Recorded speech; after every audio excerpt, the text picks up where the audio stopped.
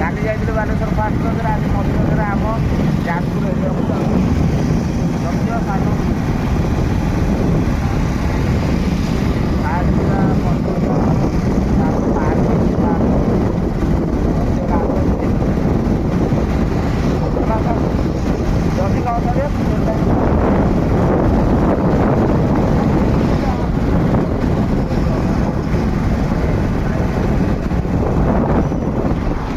ଆମର ଏଇଠିକି ଆସୁଛୁ ଆଉ ବନ୍ଦ ଅଛି।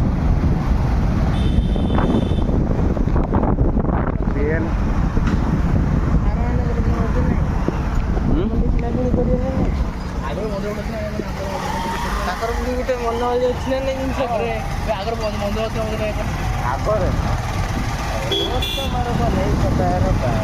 ଆଗରୁ କୁଆଡ଼େ ବନ୍ଧ ଆଇଲା ଏଇଟା କୋର୍ଟ ଟାଇଟ୍ ପୁରା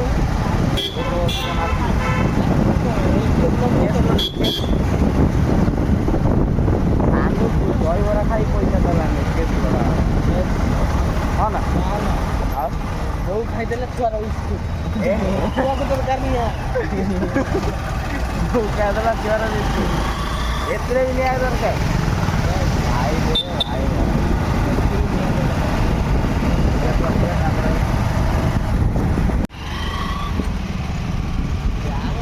ସାଇ ମନ୍ଦିର ଅତି ପୁରା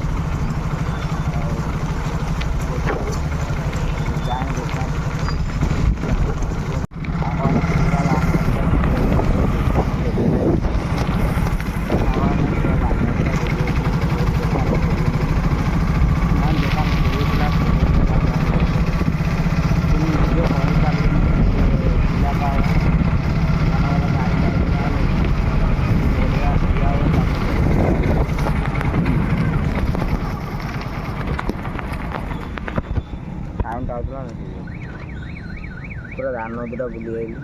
ଏମିତିରେ ମୁଁ ମୋମୋ ଖାଇକି ଆସିଥିଲି। ଭଉଣୀ ଘର ଯାଇଥିଲୁ ଧାନ ନଦୀ ତା ଡ୍ରେସ୍ ସିଲେଇ ପାଇଁ ଦେଇଥିଲେ, ଯାଇଥିଲେ ଆଣିବା ପାଇଁ। ତାଙ୍କର ମୋର ଯାଇଥିଲୁ, ସେ ମୋମୋ ଦେଇଥିଲେ ଖାଇବାକୁ, ଖାଇକି ଆସିଥିଲି। ହେଲେ ମାଆଙ୍କର ପାନ ଆଣିଲି, ତାପରେ ଇଚ୍ଛା ହେଉଥିଲା ଗୁପଚୁପ୍ ଖାଇବା ପାଇଁ।